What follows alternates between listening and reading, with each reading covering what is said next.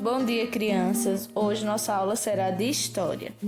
Nas últimas aulas, falamos um pouco sobre a composição da nossa base identitária, ou seja, os primeiros grupos, os indígenas, os portugueses e os africanos, e as heranças organizacionais e culturais que esta formação nos garante até hoje.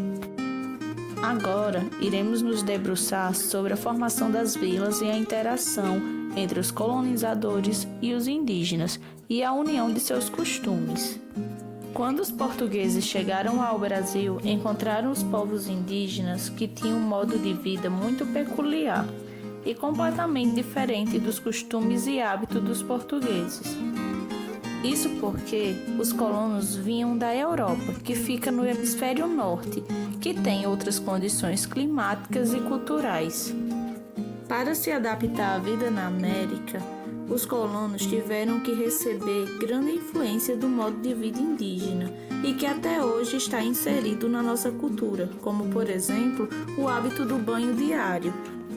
A maioria das vilas eram instaladas no litoral, próximo às fontes de água como rios e nascentes. Como não tinham conhecimento sobre a fauna, a flora, os recursos naturais disponíveis, os portugueses adotaram os hábitos dos indígenas, tais como pescar e caçar, cultivar seus alimentos, moravam em casas de madeira e utilizavam ferramentas como o arco, a flecha. Com o passar do tempo, para facilitar a comunicação, foi criada uma língua, uma mistura da língua tupi com o português.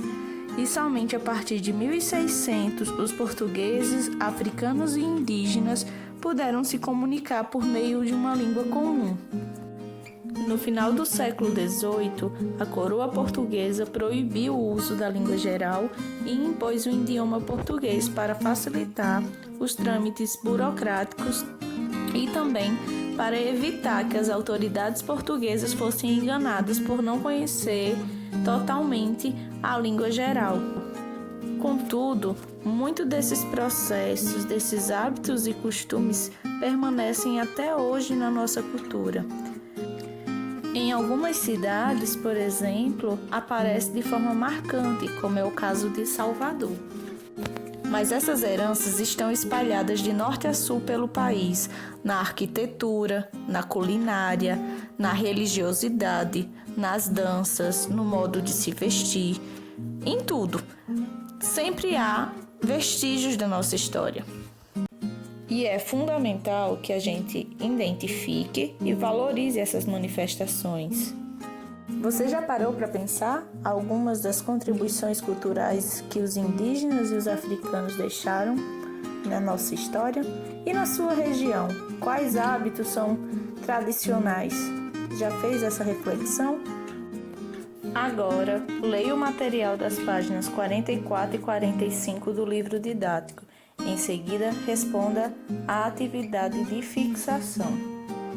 Tenham todos uma ótima sexta-feira. Beijos da tia Tamara.